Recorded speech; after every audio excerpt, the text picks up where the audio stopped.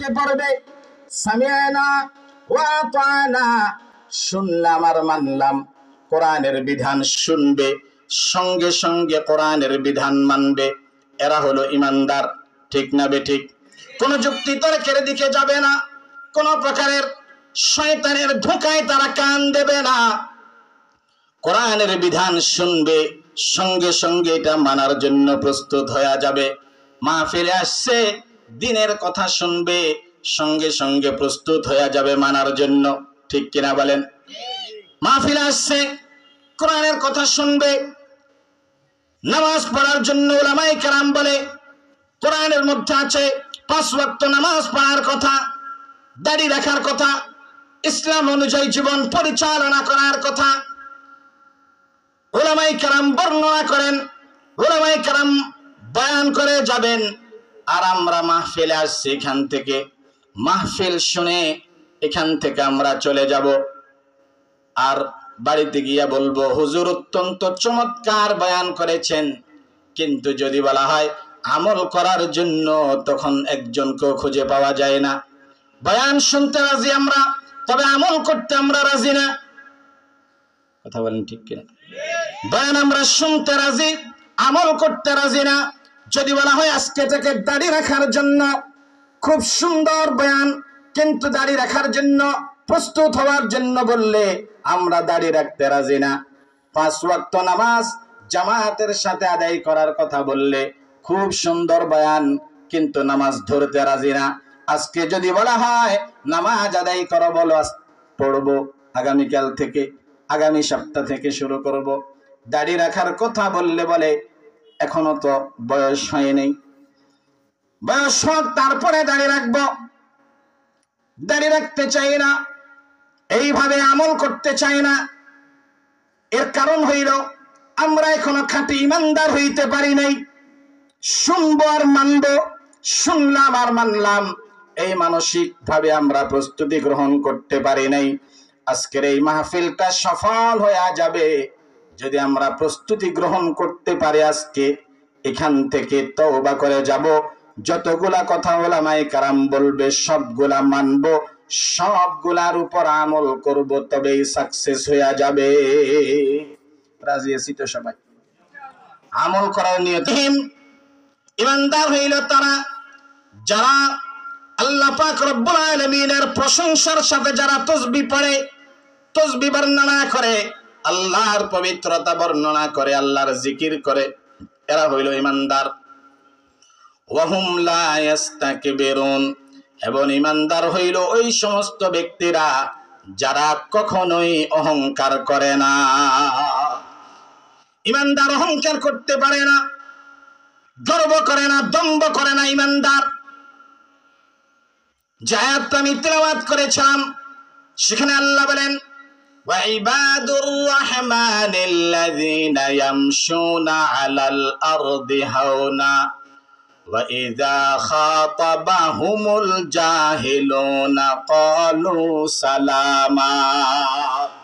রহমানের খাস বান্দা হইল তারা যারা জমিনের মধ্যে চলার সময় নম্রতার সঙ্গে চলে, বিনয়ের সাথে চলে, অহংকার প্রদর্শন করে না, চলার মধ্যে অহংকার থাকে না, বিনয়ের সাথে চলে।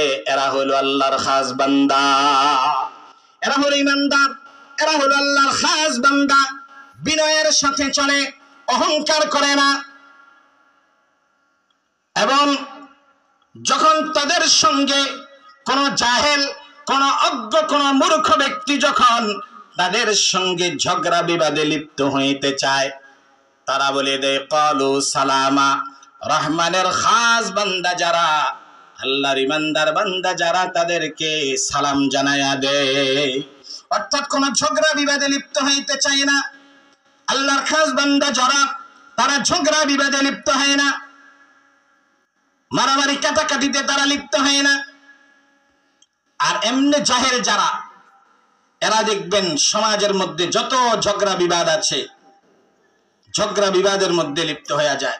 দুনিয়ার মারামারি কাটাকাটি, সন্ত্রাসী, গুন্ডামি সব কিছুর সঙ্গে যুক্ত হয়ে যায় যত জাহেল মূর্খ লোক আছে। কথা বলেন ঠিক কিনা? আল্লাহর খাস বান্দা যারা, এরা কখনো এগুলার মধ্যে লিপ্ত হয় না। এবং কেউ যদি তাদের খাস বান্দা যারা আল্লাহর ইমানদার বান্দাদের সঙ্গে যদি কেউ ঝগড়া বিবাদে লিপ্ত হইতে চায়, তাহলে ইমানদারেরা ঝগড়াতেও যুক্ত হয় না, বলে দেয় দূরে থাকো, আমি ঝগড়া করতে চাই না, আমি তোমার থেকে দূরে থাকতে চাই, ঝগড়া বিবাদ আমার কাছে ভালো লাগে না, আমাকে একটু শান্তিতে থাকতে দাও। কথা বলেন ঠিক না বেঠিক? ভাইরা আমার, কোরআনুল কারীমের মধ্যে আল্লাহ পাক রব্বুল আলামিন বলেন, ওয়ালা তামশি ফিল আরদি মারাহা ইন্নাকা লান তাখরিকাল আরদা ওয়া লান তাবলুগাল জিবালা তুলা। খবরদার, তোমরা অহংকার প্রদর্শন করিও না, জমিনের মধ্যে চলার সময় তোমরা দম্ভ করে চলিও না, বুক ফুলাইয়া চলিও না, লাফালাফি করিও না। এটা কোনো ইমানদারের বৈশিষ্ট্য হইতে পারে না। জমিনের মধ্যে যত তোমরা লাফালাফি করবা, যতই অহংকার করবা, এর দ্বারাই তো তোমরা জমিনকে ফাটাইয়া ফেলতে পারবা না। লাফালাফি করে পারবে, জমিনকে ফাটাইয়া ফেলতে, জমিনকে বিদীর্ণ করতে তো তোমরা পারবে না। ওয়ালান তাবলুগাল জিবালা তুলা, আর যত অহংকার করো ওই উচ্চতায় পাহাড় পর্যন্ত তো তোমরা পৌঁছতে পারবে না। অহংকার করে লাভ কি? অহংকার করে লম্বা হইতে হইতে পাহাড় পর্যন্ত যাইতে পারবে? পারবে না তো।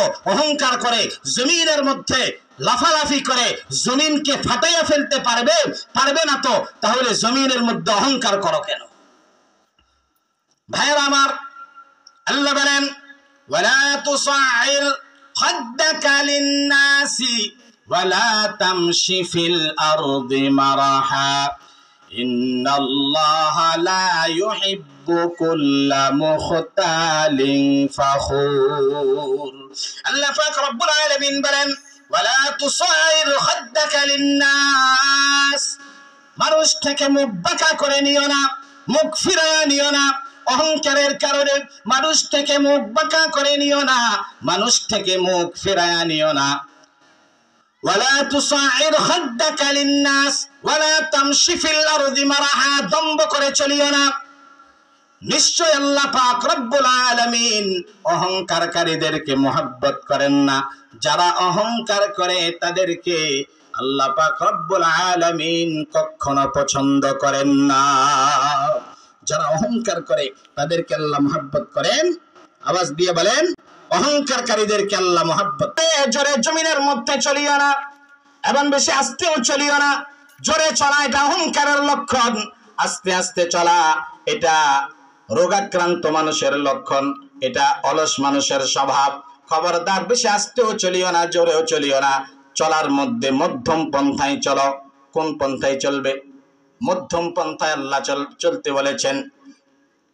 ওয়াকসিদি ফি মাশিক ওয়াগদুদ মিন সাওতিক, আওয়াজকে উঁচা করিও না, চিৎকার করিও না। চিৎকার করে চেঁচামেচি করে ঝগড়া বিবাদে লিপ্ত হইও না। বলিষ্ঠ আওয়াজে চিৎকার করে কথা বলিও না। আওয়াজকে ছোট করো। চিৎকার করে করে সুর চিৎকার করা, এটা গাধার আওয়াজের সঙ্গে তুলনা করেছেন। আল্লাহ বলেন, ইন্না আনকারাল আসওয়াতি লাসাউতুল হামির, পৃথিবীতে সবচাইতে নিকৃষ্ট আওয়াজ হইল গাধার আওয়াজ। গাধার আওয়াজ সবচাইতে নিকৃষ্ট আওয়াজ। পৃথিবীর সব প্রাণী আল্লাহর জিকির করে, গাধা আল্লাহর জিকির করে না। জাহান্নামীদেরকে যখন জাহান্নামের মধ্যে শাস্তি দিবে, সেই জাহান্নামের মধ্যে জাহান্নামীরা আল্লাহর আযাবকে সহ্য করতে না পেরে যে চিৎকার করবে, এই চিৎকারের আওয়াজটা হবে গাধার আওয়াজের মতো। এই জন্য আল্লাহ বলেন, চিৎকার করিও না, দম্ভ করিও না, অহংকার করিও না। এটা কখনো একজন ইমানদারের শান হইতে পারে না। ইমানদার অহংকার করতে পারে? কথা বলেন, অহংকার করতে পারে না। কারণ অহংকার এটা আল্লাহর শান। অহংকার করবে কে? যে বড় সে অহংকার করতে পারে, যার চাইতে আর কোনো বড় হইতে পারে না, সবচেয়ে যে বড় সে অহংকার করে। তাহলে আল্লাহ অহংকার করবে। দুনিয়াতে আল্লাহর চাইতে বড় আর কেউ আছে? আওয়াজ দিয়ে বলেন, আল্লাহর চাইতে বড় আর কেউ আছে? আল্লাহ সব চাইতে বড়। অহংকার করবেও আল্লাহ। এটা আল্লাহর শান। সর্বময় ক্ষমতার মালিক যিনি, তিনি অহংকার করতে পারেন। দুনিয়ার কোনো মানুষ অহংকার করতে পারে না। চিৎকার করে বলেন ঠিক না বেঠে? অহংকার করা মানুষের জন্য সাজা না। হাদিসে কুদসির মধ্যে আছে, আল কিবরিয়াউ রিদাউন, আল্লাহ বলেন অহংকার করা এটা আমার চাদর, আমার শান, আমার চাদর। যে ব্যক্তি অহংকার করলো সে যেন আমার চাদর নিয়ে টানাটানি করলো, আমার চাদর নিয়ে টানাটানি করলো, আমার সম্মান, আমার মর্যাদা নিয়ে যেন সেই টানা হেসরা শুরু করে দিল। ঠিক কিনা? এজন্য অহংকার করা যাবে না। দুনিয়ার মানুষ কিসের অহংকার করি আমরা? এক নেতা অহংকার করে, এরকম এক বুজুর্গকে বলেছিলেন, আমাকে চিনেন আমি কে? এগুলি হলো অহংকারী শব্দ। যারা অহংকার করে, অহংকার কিভাবে বুঝবেন? আমি সবচাইতে বড়, সেই কাউকে দাম দিতে চায় না, নিজেই বড়, এটা সমাজের মধ্যে প্রকাশ করে। আমার চাইতে বড় আর কেউ নাই, আমার চাইতে ক্ষমতাবান আর কেউ নেই, এগুলি প্রকাশ করে। আমার সঙ্গে কে লাগে? আমি কাউকে দাম দেই না, আমি কাউকে জমা খরচ দিয়ে চলি না। এগুলি যারা বলে বুঝবেন এগুলি অহংকারের শব্দ। কথা বলেন, কলার নাড়াইয়া এভাবে ঝাড়ি দিয়া বলে চিনো আমাকে আমি কে, এটা হলো অহংকার। এটা হলো কি? অহংকার। বুজুর্গ বলে তোমাকে আমি ভালো করেই চিনি, তোমাকে ভালো করেই চিনি আমি। তোমার জন্ম এক ফোঁটা নাপাক পানি থেকে, জন্মের আগে তুমি এক ফোঁটা নাপাক পানি ছিলে।